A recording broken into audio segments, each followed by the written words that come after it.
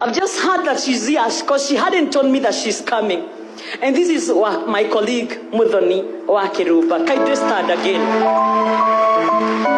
Muthoni wa Kirumba, kindly come over here. And Mheshimiwa, you know Mheshimiwa, you are supposed to be invited here by my brother Kim. Because Mheshimiwa Kim is a dear Mheshimiwa. But on Friday, yeye ndiye atakaribisha waheshimiwa, the governors coming, the senators, and even you. But allow me to say something with you here. Allow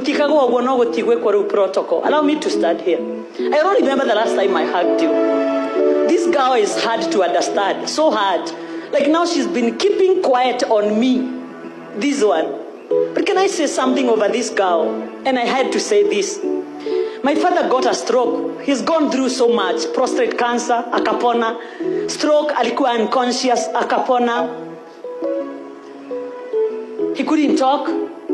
Then hernia operation, akapona. Then he got a clot 4 weeks ago.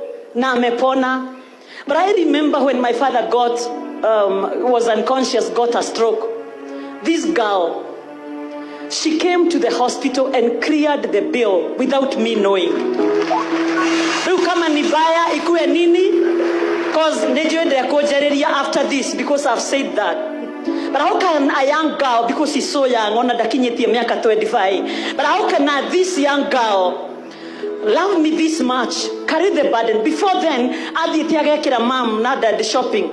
But she came to KU before I got there to pay the bill, and she cleared. Now my dad was in a private wing, cleared all the bill. I'm standing in this church, and I'm standing in front of our leaders, and I'm standing in front of my families and friends, my servants of God who minister to me, to tell you, I have nothing to say, but on behalf of my family,